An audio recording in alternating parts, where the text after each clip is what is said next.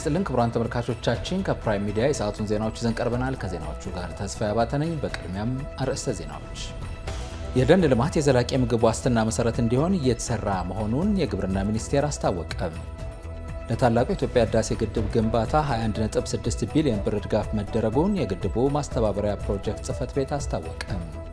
በጀነራል አብዱል ፈታህ አልቡርሃን የሚመራው የሱዳን ጦር በካርቱም ከተማ የሚገኘውን ቤተ መንግስት ከ2 ዓመታት በኋላ ተቆጣጠረ።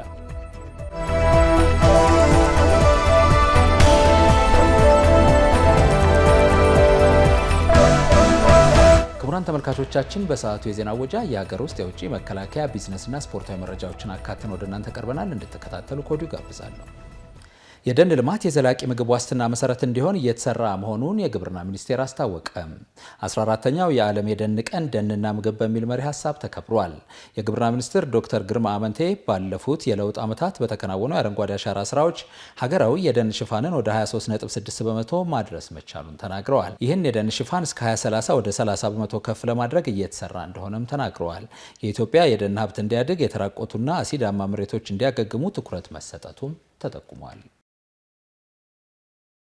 የታላቁ የኢትዮጵያ ህዳሴ ግድብ ግንባታ 21.6 ቢሊዮን ብር ድጋፍ መደረጉን የግድቡ ማስተባበሪያ ፕሮጀክት ጽሕፈት ቤት አስታወቀ። ጠቅላይ ሚኒስትር ዶክተር አብይ አህመድ ትላንት ለህዝብ ተወካዮች ምክር ቤት በሰጡት ማብራሪያ የግድቡ ግንባታ በሚቀጥሉ 6 ወራት ሙሉ በሙሉ እንደሚጠናቀቅ መናገራቸው ይታወሳል። የታላቁ የኢትዮጵያ ህዳሴ ግድብ ህዝባዊ ተሳትፎ አስተባባሪ ብሔራዊ ምክር ቤት ጽሕፈት ቤት ዋና ዳይሬክተር ዶክተር አረጋዊ በርሄ የህዳሴው ግድብ የሁሉንም የህብረተሰብ ክፍል ለአንድ ዓላማ ያሰለፈ ሀገር የምትኮራበት ግዙፍ ፕሮጀክት ነው ብለዋል። ኢትዮጵያውያን የግድቡ ግንባታ ከተጀመረ አንስቶ እስካሁን ከ1.6 ቢሊዮን ብር በላይ ድጋፍ ማድረጋቸውንም ተናግረዋል። ህዝቡ በሀብት ከሚያደርገው እገዛ ባለፈ 120 ቢሊዮን ብር የሚገመት የጉልበት አስተዋጽኦ ማድረጉንም ተናግረዋል። በቀጣይም የህዳሴ ግድቡ ከጫፍ እስኪደርስ ዜጎች ለፕሮጀክቱ እያደረጉ ያለውን የተለያዩ ድጋፍ አጠናክረው እንዲቀጥሉ ጥሪ አቅርበዋል።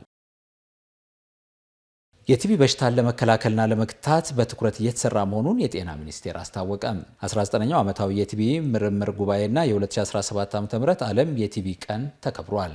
የጤና ሚኒስትር ዴኤታ ዶክተር ደረጀ ድጉማ የህብረተሰቡን ግንዛቤ በማሳደግና በሽታውን ለመግታት ከ100 በላይ ጥናትና ምርምሮች መከናወናቸውን ጠቁመዋል። ከዚህ ቀደም የቲቢ በሽታን መርምሮ ለማወቅ 3 ቀናት እንደሚፈጅ አውስተው አሁን ላይ በደቂቃዎች ማወቅ የሚችል 1000 ማሽን ለ140 በላይ ተቋማት ተደራሽ መደረጉን ተናግረዋል።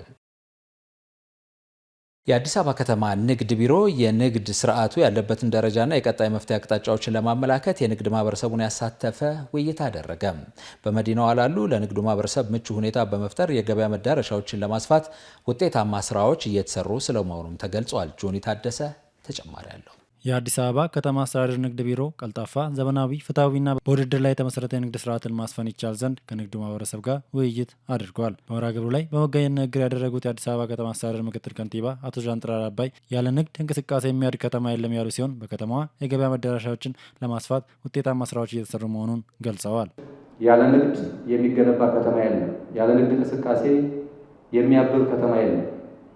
አዲስ አበባ ከተማም እንደምትመለከቱት በተለይም ላለፉት የለውጥ ዓመታት ከፍተኛ የሆነ የልማት እንቅስቃሴ ውስጥ በመግባት በተለይ በከተማ ውስጥ 3 መሰረታዊ አንጓ የምንላቸው የኢንፍራስትራክቸር፣ የኢንዱስትሪና የኢንኩቤሽን ስራዎችን በማሳካት ግንባር ቀደም ሚናዋን እየተጫወተች ትገኛለች።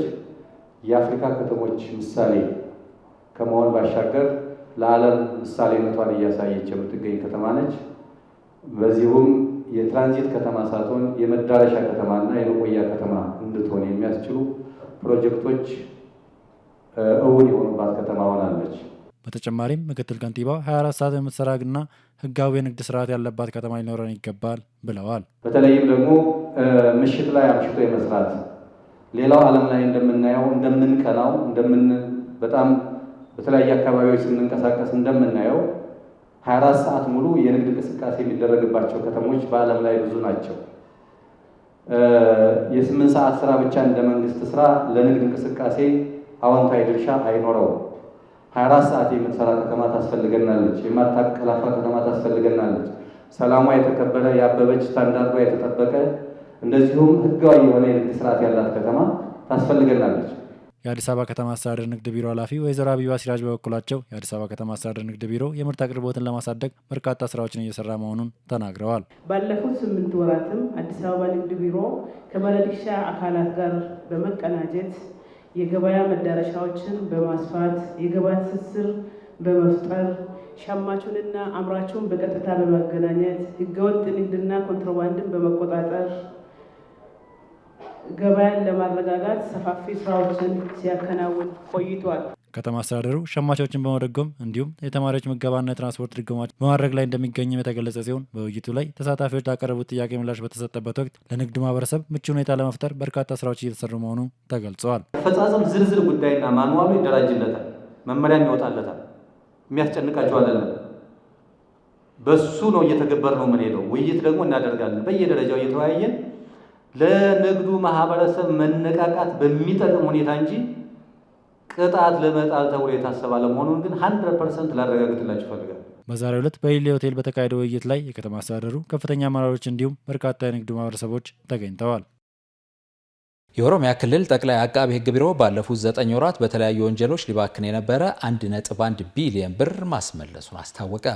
ቢሮው በሙስናና በወንጀል ጉዳዮች ላይ ለብዙሃን መገናኛዎች መግለጫ ሰጥቷል። ቦንቱ ጉተማ ተጨማሪ አላት። የኦሮሚያ ክልል ጠቅላይ አቃቢ ሕግ ቢሮ ሙስናና ወንጀል ለመከላከል በተሰሩ ስራዎች ላይ ለመገናኛ ብዙሃን መግለጫ ሰጥቷል። ጋዜጣዊ መግለጫውን የሰጡት የኦሮሚያ ክልል ጠቅላይ አቃቢ ሕግ ቢሮ ኃላፊ አቶ ጉዮ ዋሪዮ በክልሉ ሙስናና ወንጀልን ከመከላከልና ከመቆጣጠር አንጻር የተሰሩት ስራዎች አፈጻጸም እየተሻሻለ በመምጣቱ በአሁኑ ጊዜም ከ97% በላይ መድረሱን ገልጸዋል። በተሰሩት ሰፊ ስራዎችም ባለፉት 9 ወራት ውስጥ አቃቢ ሕግ በ2213 ተጠርጣሪዎች ላይ ውሳኔ ማስተላለፉን አቶ ጉዮ ዋሪዮ ገልጸዋል። በመዝገብ ደረጃ 1197 የሙስና መዝገቦች በሰው 2362 ተጠርጣሪዎችን የያዙ መዝገቦች ላይ ምርመራ ሲካሄድ ነበረ። እነዚህ ምርመራ ከተካሄደባቸው መዝገቦች ውስጥ በ1163 መዛግብቶች ላይ በሰው 2213 ተጠርጣሪዎች ላይ የአቃቢ ሕግ ውሳኔ ተሰጥቷል። ያው መዝገብ ሲመረመር የአቃቢ ሕግ ውሳኔ ያስፈልገዋል። ክስ የሚያስከፍት ከሆነ ክስ መክፈት፣ ተጨማሪ ማስረጃ የሚያስፈልግ ከሆነ ተጨማሪ ምርመራ ማድረግ እና ሌሎች ውሳኔዎችን መስጠት ስላለባቸው ውሳኔዎች በፍጥነት እየተሰጡ መሆኑን የሚያመላክት ነው። በዚህ ረገድ የአቃቢ ሕግ መዝገብን የማጥራት ወይ መወሰን ምጣኔ 97.1 ሆኖ ተመዝግቧል። ይሄ የተሻለ አፈጻጸም ሆኖ የተመዘገበ ነው። በተጨማሪም በተጠርጣሪዎቹ ላይ ከ1 ዓመት እስከ እድሜ ልክ ጽኑ እስራትና የገንዘብ ቅጣት ውሳኔ ተሰጥቷልም ብለዋል። እንግዲህ ክስ ከተመሰረተባቸው 2016 ወደዚህ ከዞሩት መዝገብ ጋር ተደምሮ አዲስ የተከፈቱት ሲደመር 1127 መዛግብቶች በፍርድ ቤት ሲንቀሳቀሱ ቆይቷል ወይ ደግሞ ክርክር ሲደረግባቸው ቆይቷል። ከነዚህ ውስጥ በ717 ወይ ደግሞ በሰው 1029 መዛግብቶች ላይ ውሳኔ ተሰጥቷል። የተሰጠው ውሳኔ ከ1 ዓመት እስከ እድሜ ልክ ጽኑ እስራትን የሚያካትት እና የተለያዩ የገንዘብ መቀጫዎችንም የሚያመላክት ነው። ኃላፊው አክለውም በሙስና የተያዙ ንብረቶችን በመለየት ለመንግስትና ለህብረተሰቡ እንዲመለሱ መወሰኑንም ተናግረዋል። ይሄ እንዳለ ሆኖ በሙስና ወንጀል የተገኘውን የተወረሱትን ለመጥቀስ ያህል ወደ 5 ተሽከርካሪዎችን መጥቀስ ይቻላል። 27 መኖሪያ ቤቶችን መጥቀስ ይቻላል። 3315 ኩንታል የአፈር ማዳበሪያ መጥቀስ ይቻላል እና የተለያዩ ንብረቶችን በክርክርና በአስተዳደራዊ እርምጃ ማውረስና ለመንግስት ማስመለስ ተችሏል። በተረጋገጠና ውሳኔ በተሰጠበት የሙስና ወንጀሎችና ጉዳቱን መተካት የሚችሉ 1.1 ቢሊዮን በላይ የሚገመት ብር መመለስ መቻሉንም ገልጸዋል። ህብረተሰቡ የሚከሰቱ ችግሮችን ለመፍታት ከፍተኛ ሚና ስለሚጫወትም አሁንም ድጋፉን እንደሚቀጥል ጥሪያቸውን አቅርበዋል። በትግራይ ክልል በዘመናዊ የግብርና ምርታማነትን የማሳደግ ተግባራት ተጠናክረው እንደሚቀጥሉ በክልሉ ጊዜያዊ አስተዳደር የእርሻና ተፈጥሮ ሀብት ቢሮ ገለጸ። የፌዴራል መንግስት ወደ ክልሉ የላካቸው 85 የእርሻ ትራክተሮች በክልሉ ለሚገኙ ዞኖች ርክክብ ተደርጓል። በክልሉ ጊዜያዊ አስተዳደር የእርሻና ተፈጥሮ ሀብት ቢሮ ኃላፊ ዶክተር ኢያሱ አብርሃ በዘመናዊ የግብርና አሰራር ምርትና ምርታማነትን ለማሳደግ እየተከናወኑ ያሉ ተግባራት ተጠናክረው ይቀጥላሉ ብለዋል። የእርሻ ሜካናይዜሽን ምርታማነትን ለማሳደግ ትልቅ አስተዋጽኦ እንዳለው ገልጸው በክልሉ የአርሶ አደሩን ዘመናዊ ቴክኖሎጂ የመጠቀም ፍላጎት እየጨመረ ስለመምጣቱም አንስተዋል። ከዚህ ቀደም ከኢትዮጵያ ግብርና ትራንስፎርሜሽን ኢንስቲትዩትና ከአጋር አካላት የተገኙ 125 ትራክተሮች ተከፋፍለው ጥቅም ላይ መዋላቸውንም ተናግረዋል። ክቡራን ተመልካቾቻችን ከፕራይም ሚዲያ ዜናዎቻችን ቀጥለው የሀገር መከላከያ ዜና ላይ ደርሰናል። መረጃዎቹን ሊያደርሰኝ ባልደረባዬ ታደሰ ታምራት እዚህ ስቱዲዮ ይገኛል። ታደሰ እንኳን ደህና መጣ። እንደምን አመሸህ ተስፋዬ። እንግዲህ የሀገር መከላከያ ዜናዎችን የተመለከቱ በርከት ያሉ ዜናዎች ይዛል። ከነዚህ ውስጥ አንዱ የሀገር መከላከያ ሰራዊት የአቅም ግንባታ ስራዎችን ይመለከታል። የሀገር መከላከያ ሰራዊት ከአቅም ግንባታ አንጻር ምን እየሰራ ነው? እንግዲህ የሀገር መከላከያ ሰራዊት እንግዲህ ከሪፎርሙ ጀምሮ እስካሁን ድረስ በርካታ የስልጠና መርሃ ግብሮችን እያከናወነ ነው። ለዛሬ ምሽት የያዝኳቸው ደግሞ የጤና ባለሙያዎችን ለማሰልጠን ስልጠናዎችን እንደጀመረ የሚያሳይ ነው። መልካም ነው። ኦኬ፣ አመሰግናለሁ።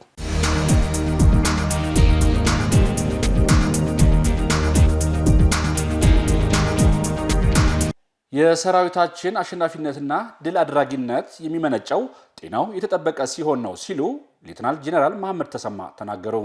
የመከላከያ ጤና ዋና መምሪያ ከጦር ኃይሎች ኮምፕሬሄንሲቭ ሆስፒታል ጋር በመተባበር ለምስራቅ እዝ ደረጃ 3 ሆስፒታል ሙያተኞች ስልጠና መስጠት ጀመረ።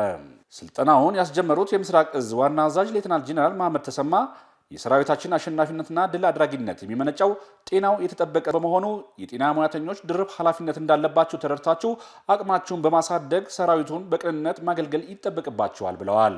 ተምራችሁ እና ስልጠናችሁን በብቃት ማዳበር ብቻ ሳይሆን በዲሲፕሊን በመታነጽ ሀገራችሁን የሚወዱ የጤና ሙያተኞችንም ማፍራት እንደሚጠበቅባችሁ በመረዳት ይህንን ስልጠና በትኩረት በንቃት መከታተል አለባቸው ሲሉም አስገንዝበዋል።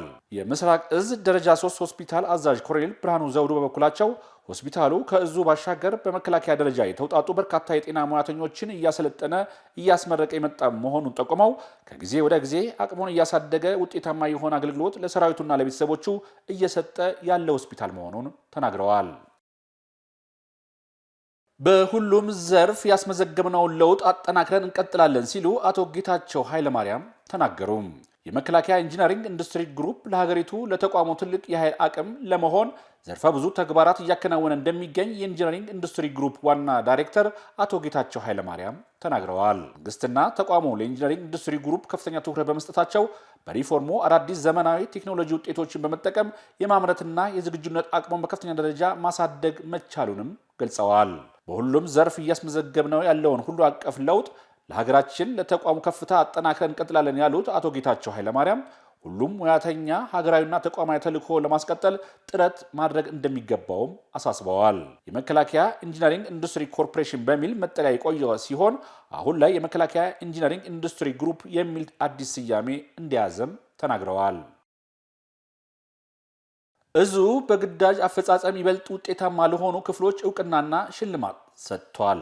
የደቡብ እዝ ሰራዊት ስነ ልቦና ግንባታ ዳይሬክተር ኮሎኔል ወንደሰን አስፋው ሽልማት የተበረከተለት ክፍለ ጦር በተሰማራበት ቀጠና ጸረ ሰላም ኃይሎችን በማጥፋት ቀጠናዊ ሰላም እንዲረጋገጥ ከፍተኛውን ድርሻ ተወጥተዋል ብለዋል።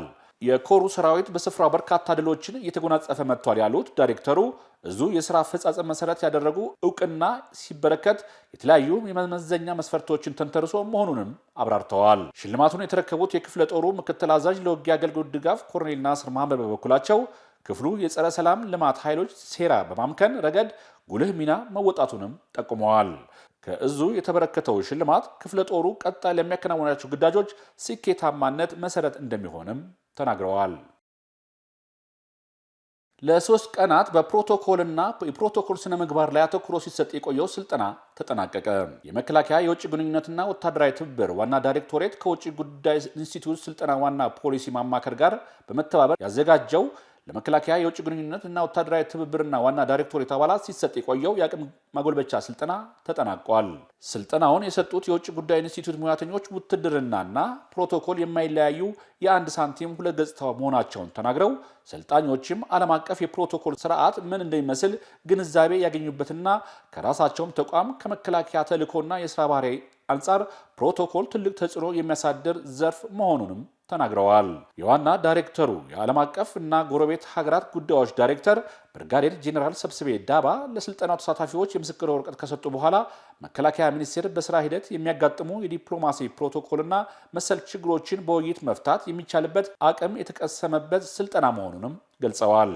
ስልጠናውን የወሰዱት አባላትን በተሰማሩበት የሥራ መስክ እንደየደረጃቸው በስልጠናው ላይ የተገነዘቡትን ሐሳብ በተግባር ላይ በመዋል የተቋሙን ዲፕሎማሲና የፕሮቶኮል ዘርፍ ከፍ ለማድረግ እንዲሰሩ መልእክትም አስተላልፈዋል። በእውቀትና በልምድ የተደገፈ ስልጠና ሲሰጡ ለነበሩ የውጭ ጉዳይ ኢንስቲትዩት አሰልጣኞችም ታላቅ ምስጋና በማቅረብ ቀጣይም በሌሎች ርዕሰ ጉዳዮች ለአባላቱ የሚሰጠው የአቅም ማጎልበቻ ስልጠናዎች የሚቀጥሉ መሆናቸውንም ተናግረዋል። ተመልካቾቻችን ከመከላከያ ምንጮች ያገኘናቸው ዜና መከላከያ ይህንን ይመስላል። ከቀሪ የፕራይም ሚዲያ ዜናዎች ጋር መልካም ቆይታ።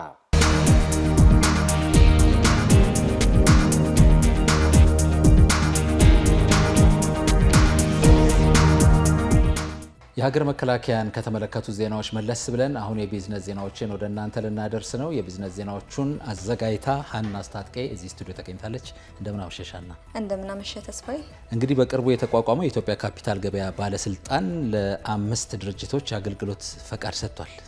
ልክ ብላል ተስፋዬ። እንግዲህ የኢትዮጵያ ካፒታል ገበያ ባለስልጣን ለ5 አዳዲስ ድርጅቶች የካፒታል ገበያ አገልግሎት ሰጪዎች ፈቃድ መስጠቱን አስታውቋል። ይህን በተመለከተ ለተመልካቾቻችን የምናደርሳቸው ይሆናል። ከውጭ እንግዲህ ወደ እንግሊዙ ሂትሮ አውሮፕላን ማረፊያ የበረሩ አውሮፕላኖች አቅጣጫቸውን እንዲቀይሩ ተገደዋል። በቅርቡ እንደምናውቀው የሂትሮ አውሮፕላን ማረፊያ አካባቢ የደረሰ የእሳት አደጋ ነበረ። እሱን በተመለከተ ለተመልካቾቻችን የምናደርሳቸው ይኖራል። መልካም ቆይታ። አመሰግናለሁ።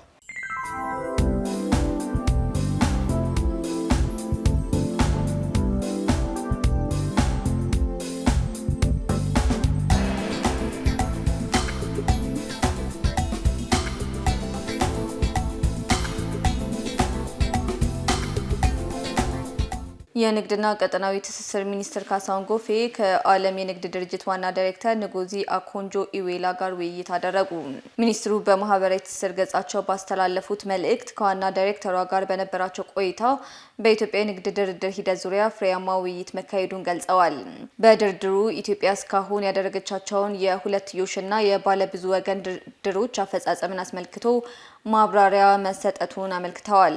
በተመሳሳይ በሚቀጥሉ ጊዜያት በሚኖሩ የተናጠልና የጋራ ርብርብ የሚያስፈልጉ ጉዳዮችም በውይይቱ ወቅት መነሳታቸውን ጠቁመዋል። ዋና ዳይሬክተሯ የኢትዮጵያ የዓለም ንግድ ድርጅት አባል ሆና ማየት ትልቁ ውጥናቸው እንደሆነና ድርጅታቸው የትኛውንም አይነት ድጋፍ ለማድረግ እንደማይቆጠቡ መናገራቸውን አመልክተዋል። የኢትዮጵያ የካፒታል ገበያ ባለስልጣን ለ5 አዳዲስ ድርጅቶች የካፒታል ገበያ አገልግሎት ሰጪዎች ፈቃድ መስጠቱን አስታወቀ። ባለስልጣኑ ለካፒታል ገበያው እንቅስቃሴ ቁልፍ ሚና ለሚኖራቸው የካፒታል ገበያ አገልግሎት ሰጪዎች ፈቃድ የመስጠት ስነ ስርዓት በአዲስ አበባ አካሂዷል። በስነ ስርዓቱ ላይ የብሔራዊ ባንክ ገዢና የካፒታል ገበያ ባለስልጣን የቦርድ ሰብሳቢ ማሞ ምህረቱ ባለስልጣኑ ለ5 የካፒታል ገበያ አገልግሎት ሰጪዎች ፈቃድ መስጠቱን አስታውቀዋል። ይህም ለኢትዮጵያ የፋይናንስ ስርዓት መሻሻል ከፍተኛ ፋይዳ እንዳለው አስገንዝበዋል።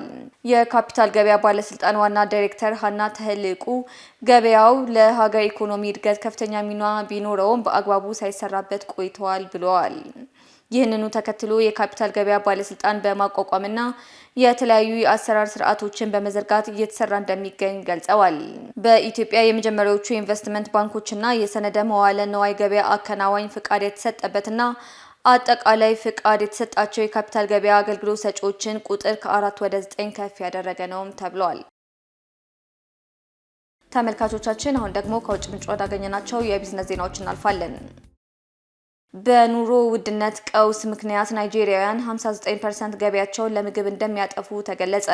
የፒኮዲ አዲስ ሪፖርት እንደሚያመላክተው ናይጄሪያውያን ከሚያገኙት ገቢ 59% የሚሆነውን ለምግብ ፍጆታቸው ያወጡ ሲሆን ይህም የሀገሪቱን ጥልቅ የኢኮኖሚ ቀውስ አጉልቶ ያሳያል ተብሏል። እየጨመረ የመጣው የዋጋ ንረት፣ የምንዛሪ ንረትና የአቅርቦት ሰንሰለት መስተጓጎል ለምግብ ዋጋ ንረት አስተዋጽኦ በማድረግ በዜጎች ላይ ከፍተኛ የገንዘብ ጫና ፈጥሯል ነው የተባለው። የኢኮኖሚ ተንታኞች እንደገለጹት የጸጥታ ችግርን መፍታትና የአካባቢውን ገበሬዎች መደገፍ የምግብ ወጪን ለመቀነስ ቁልፍ እርምጃዎች መሆናቸውንም አሳስበዋል። አርሶ አደሮች ደካማ መሰረተ ልማትና የብድር አቅርቦት ውስንነት ያሉ ችግሮች ያጋጥሟቸዋል የተባለ ሲሆን ባለሙያዎች የናይጄሪያ መንግስት የግብርና ኢንቨስትመንትን የሚያበረታታና የሀገሪቱን ኢኮኖሚ የሚያረጋጋ ፖሊሲዎችን እንዲተገብር አሳስበዋል ሲል አፍሪካ ኒውስ ዘግቧል። ወደ እንግሊዙ ሂትሮ አውሮፕላን ማረፊያ የበረሩ አውሮፕላኖች አቅጣጫቸውን እንዲቀይሩ ተገደዱ። ለንደን በሚገኘው ሂትሮ አውሮፕላን ማረፊያ አቅራቢያ በተነሳ የእሳት አደጋ ምክንያት አውሮፕላን ማረፊያው ሙሉ በሙሉ መዘጋቱ ተሰምቷል። በአደጋው አውሮፕላን ማረፊያው ከፍተኛ የኤሌክትሪክ ኃይል መቆራረጥ ያጋጠመው መሆኑ ነው የተገለጸው። ይህን ተከትሎም በእንግሊዙ ሂትሮ አውሮፕላን ማረፊያ መዳረሻቸውን አድርገው ሲበሩ የነበሩ ከ120 በላይ አውሮፕላኖች አቅጣጫቸውን ቀይረው እንዲመለሱ መገደዳቸው ተመላክቷል። ሂትሮ አውሮፕላን ማረፊያ በዓለማችን በርካታ መንገደኞችን ከሚያስተናግዱ አውሮፕላን ማረፊያዎች መካከል አንዱ እንደመሆኑ በመንገደኞች ዘንድ ከፍተኛ መስተጓጎል ማስከተሉ ተጠቁሟል። አውሮፕላን ማረፊያው የተሳፋሪዎችንና የሰራተኞችን ደህንነት ለመጠበቅ ሲባል እንደተዘጋ መገለጹን ቢቢሲ ዘግቧል።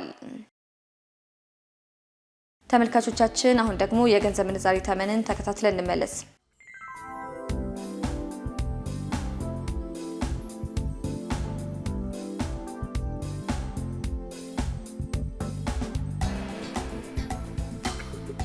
ተመልካቾች ለዛሬ የነበሩን የቢዝነስ ዜናዎች ይህን ይመስላሉ። አብራችሁ ቆይታ ስላደረጋችሁ እናመሰግናለን። ቀሪ የፕራይም ሚዲያ ዜናዎች ይቀጥላሉ። በእኔ በኩል መልካም ጊዜ።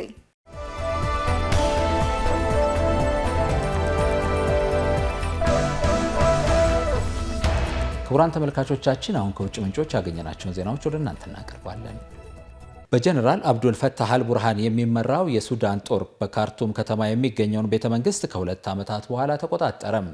ጦሩ የፈጥኖ ደራሽ ኃይሉን እስከ መጨረሻው እስኪዳከም ድረስ ትግሉን አጠናክሮ እንደሚቀጥል አስታውቋል። ሀብታሙ ምትኩ ተጨማሪ አለው። ላለፉት 2 ዓመታት ጎረቤት ሀገር ሱዳንን ለሁለት የከፈለው የእርስ በርስ ጦርነት ለዜና ምንጮች የዕለት ተዕለት የዜና ርዕስ ሆኖ ለበርካታ የሀገሬው ሰዎች ከመደበኛ ኑሯቸው ያለያየ ሆኗል። በእነዚህ 2 ዓመታቶች ላይ በአብደል ፈታህ አልቡርሃን የሚመራው የመንግስት ጦርና በመሐመድ ሐምደን ዳጋሎ የሚመራው የፈጥኖ ደራሹ ጦር ያነሱት የእርስ በርስ ግጭት ሀገሪቱን ለበርካታ ቀውሶች አጋልጧል። ሱዳን በእነዚህ 2 ዓመታት የተባበሩት መንግስታት ድርጅት እጅግ የከፋ የሰብአዊ መብት ቀውስ ያስከተለ ነው ባለው የግጭት ምክንያት የሀገሪቱ ዜጎች ከፍተኛ ጉዳት ደርሶባቸዋል፣ ተሰደዋል፣ ተገድለዋል፣ ቆስለዋል፣ ከመሰረታዊ ኑሯቸውም ተለያይተዋል። በመላው ሀገሪቱ የተንሰራፋው የሁለቱ የጦር ኃይሎች ግጭት ዛሬ ላይ አዲስ ነገርን አሰምቷል።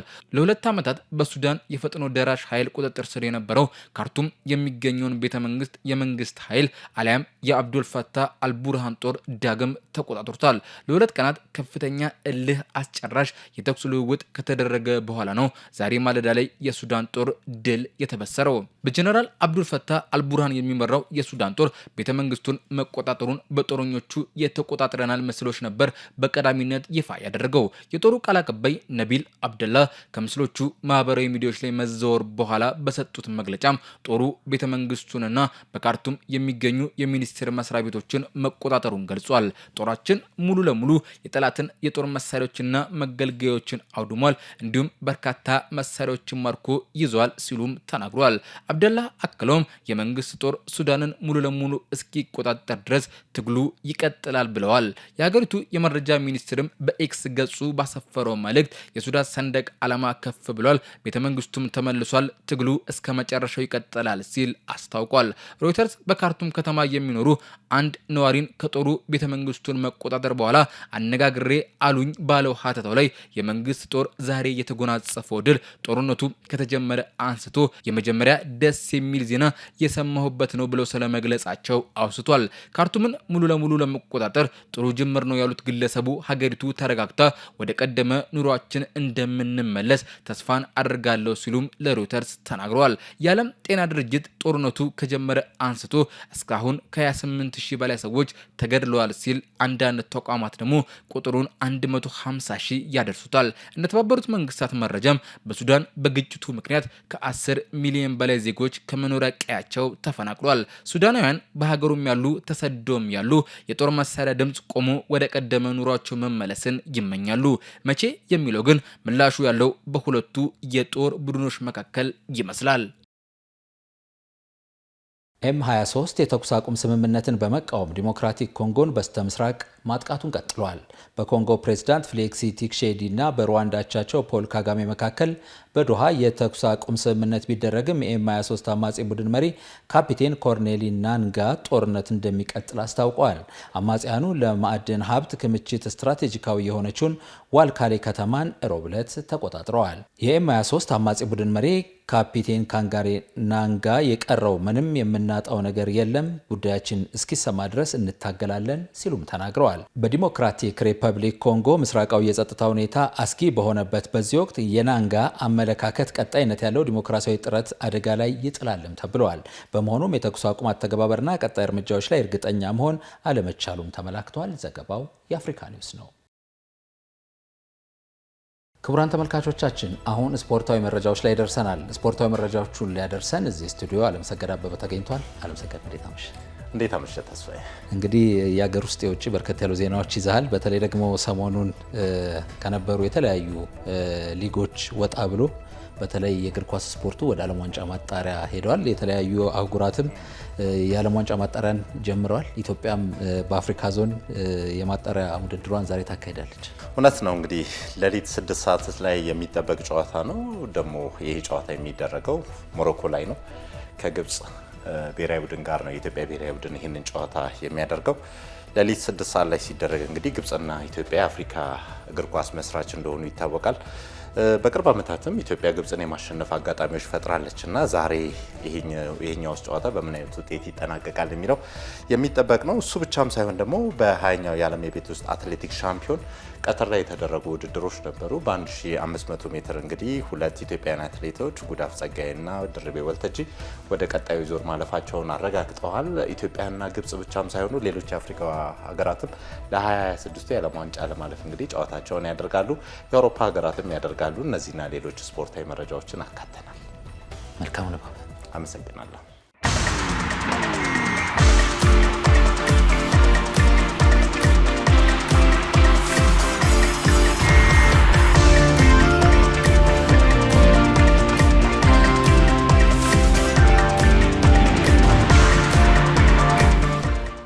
በቅድሚያም የዓለም የቤት ውስጥ አትሌቲክስ ሻምፒዮን በ20ኛው የዓለም የቤት ውስጥ አትሌቲክስ ሻምፒዮን ላይ የተሳተፉት ኢትዮጵያውያን አትሌቶች ለፍጻሜ ደረሱ።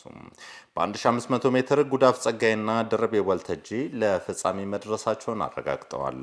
በቻይና ናንጂንግ እየተካሄደ በሚገኘው ሻምፒዮና ኢትዮጵያውያን አትሌቶች የተሳተፉበት የሴቶች የ1500 ሜትር የግማሽ ፍጻሜ ውድድርም ተካሂዷል። በምድብ 1 የተሳተፈችው አትሌት ጉዳፍ ጸጋዬ በ4 ደቂቃ ከ11 ሰከንድ ከ87 ማይክሮ ሰከንድ አንደኛ በመውጣት ለፍጻሜ መድረሷን አረጋግጣለች። በምድብ 3 የተሳተፈችው ሌላኛው ኢትዮጵያዊት አትሌት ድርቤ ወልተጂ ደግሞ በ4 ደቂቃ ከ12 ሰከንድ ከ25 ማይክሮ ሰከንድ በተመሳሳይ ከምድቧ አንደኛ በመውጣት ለፍጻሜ ማለፏን አረጋግጣለች። የኢትዮጵያ ብሔራዊ ቡድን ለዓለም ዋንጫ ለማለፍ ዛሬ ምሽት ከግብጻቸው ጋር የሚያደርገው ጨዋታ ይጠበቃል። የኢትዮጵያ ብሔራዊ ቡድን በዛሬው ዕለት ከግብጽ ጋር የዓለም ዋንጫ ማጣሪያ የምድቡን 5ኛ ጨዋታውን ያደርጋል። ዋሊያዎቹ ጨዋታቸውን ዛሬ ሌሊት 6 ሰዓት ላይ በሞሮኮ ስታድ ላርቢ ዛውሊ ስቴዲየም ላይ የሚያካሂዱም ይሆናል። የኢትዮጵያ ብሔራዊ ቡድን በዛሬው ጨዋታ መደበኛውን አረንጓዴ ቲሸርት፣ ቢጫ ቁምጣና ቀይ ካሶተኒ ለብሶ ወደ ሜዳ እንደሚገባም ታውቋል። የግብጽ ብሔራዊ ቡድን በአንጻሩ ቀይ ቲሸርት፣ ነጭ ቁምጣና ጥቁር ካሶተኒ ለብሰው ወደ ሜዳ ለጨዋታው ይገባሉ። ጨዋታውን ሞሪሲያዊ ዳኛ ፓትሪስ ሚላዛ በመሃል ዳኝነት የሚመሩትም ይሆናል። የሁለቱ ብሔራዊ ቡድኖች ተጠባቂ ጨዋታ በዲኤስቲቪ ቻናል 227 ላይ እንደሚተላለፍም ተረጋግጧል። በምድቡ ግብጽ ምድቡን 10 ነጥብ ሰብስባ እየመራችም ሲሆን ኢትዮጵያ ደግሞ በአንጻራዊነት በ3 ነጥብ ብቻ 5ኛ ደረጃ ላይም ትገኛለች። የጎንደር ዩኒቨርሲቲ ምስረታ በዓልን ምክንያት በማድረግ በነገው ዕለት በቅዱስ ጊዮርጊስና በፋሲል ከነማ መካከል የወዳጅነት ጨዋታ ሊደረግ ነው። የጎንደር ዩኒቨርሲቲ ክብረ በዓልን አስመልክቶ አጼዎቹን ከፈረሰኞቹ በሚያገናኘው የወዳጅነት ጨዋታ ዛሬ መግለጫም ተሰጥቷል። አንጋፋው የጎንደር ዩኒቨርሲቲ 7ኛ የዩኒቨርሲቲ ሆስፒታል ደግሞ 100ኛ ዓመት ክብረ በዓልን ምክንያት በማድረግ ነገ በፋሲል ከነማና በቅዱስ ጊዮርጊስ መካከል የወዳጅነት ጨዋታም ይደረጋል። ስለ ዝግጅቱ አጠቃላይና ስለ የወዳጅነት ጨዋታን አስመልክቶ በጎንደር ዩኒቨርሲቲ አዲሱ ህንፃ ውስጥ ጋዜጣዊ መግለጫ የተሰጠም ሲሆን ስለ ዝግጅቱ መረጃን ከጋዜጠኞች ለቀረቡ ጥያቄዎችን ማብራሪያ የሰጡት የጎንደር ወጣቶችና ስፖርት መምሪያ ኃላፊና የክለቡ ምክትል ስራ አስኪያጅ አቶ ማሩ መሐመድ፣ አቶ ጌታሱ አበባውኑ በጎንደር ዩኒቨርሲቲ የስፖርት ሳይንስ ክፍል ምክትል ኃላፊዎችም ናቸው። የፋሲል ከነማና ቅዱስ ጊዮርጊስ የወዳጅነት ጨዋታ እድሳት ሊደረግለት ጨረታ እንደወጣለት በተሰማው ፋሲለደስ ስቴዲየም ቀን 9 ሰዓት ላይ በነገው ዕለትም ይደረጋል። ዛሬ ምሽት በአፍሪካ ሀገራት መካከል የዓለም ዋንጫ የማጣሪያ ጨዋታዎች ቀጥለው የሚደረጉ ይሆናል። ዛሬ ለ2026 የዓለም ዋንጫ ለማለፍ በአፍሪካ ሀገራት በርካታ ጨዋታዎች የሚደረጉም ይሆናል። በምድቦቹ የ5ኛ ዙር ጨዋታዎች ናቸው የሚደረጉት። ይህንንም ተከትሎ ቀን 10 ሰዓት ላይ ቦትስዋና ከአልጄሪያ እንዲሁም ኢኳቶሪያል ጊኒ ከሳኦ ቶሜ ፕሪንሲፔ ጋርም ተጫውተዋል። በዚህ ሰዓት ደግሞ ቡርኪና ፋሶ ከጅቡቲ፣ ኮንጎ ከደቡብ ሱዳን ጨዋታቸውን እያደረጉም ይገኛል። እንዲሁ በተመሳሳይ ሩዋንዳ ከናይጄሪያ፣ በዚህ ምድብ ሩዋንዳ የምድቡ መሪ መሆኗና የኮከቦች ስብስብ የተሞላ የናይጄሪያ ብሔራዊ ቡድን በምድቡ 5ኛ ደረጃ ላይ መቀመጡ የሩዋንዳና የናይጄሪያ ጨዋታ እንዲጠበቅም አድርጎታል። እንዲሁ በምሽት 4 ሰዓት ሲሆን ቡሩንዲ ከአይቨሪ ኮስት፣ ጋና ከቻድ፣ በተመሳሳይ ኢትዮጵያ ከግብጽ፣ ጊኒ ከሶማሊያና ኒጀር ከሞሮኮ የሚጫወቱም ይሆናል። ለ2026 የዓለም ዋንጫ ለማለፍ ዛሬም የአውሮፓ ሀገራት መርሃ ግብራቸውን ያከናውናሉ። ዛሬ ለ2026 የዓለም ዋንጫ ለማለፍ በአውሮፓ ሀገራት መካከል ተጠባቂ ጨዋታዎች ይደረጋሉ። ምሽት 2 ሰዓት ላይ ቆጵሮስ ከሳኦ ማሬኖ የሚጫወቱም ሲሆን ምሽት 4 ሰዓት ከ45 ሲሆን ደግሞ በርከት ያሉ ጨዋታዎች የሚደረጉ ይሆናል። አንዶራ ከላቲቪያ ሲገናኙ የእንግሊዝ ብሔራዊ ቡድንን በአሰልጣኝነት የተረከቡት ቶማስ ቱሄል በእንግሊዝ ብሔራዊ ቡድን የመጀመሪያ ጨዋታቸውን በሜዳቸው ከአልባኒያ ጋርም የሚያደርጉ ይሆናል። በተመሳሳይ ሰዓት ማልታ ከፊንላንድ፣ ፖላንድ ከሌቶኒያ፣ ሮማኒያ ከቦስኒያ የሚጫወቱ ይሆናል። በደቡብ አሜሪካ ሀገራትም የዓለም ዋንጫ የማጣሪያ መርሃ ግብሮች ቀጥለው ሲደረጉ ሌሊት 8 ሰዓት ተኩል ሲሆን ዩራጋይ ከአርጀንቲና ተጠባቂ መርሃ ግብራቸውን ያደርጋሉ። ክቡራትና ክቡራን ተመልካቾቻችን ለሰዓት ያዝናቸው የስፖርት መረጃዎች የተከታተላችሁትን ይመስላል። አመሰግናለሁ።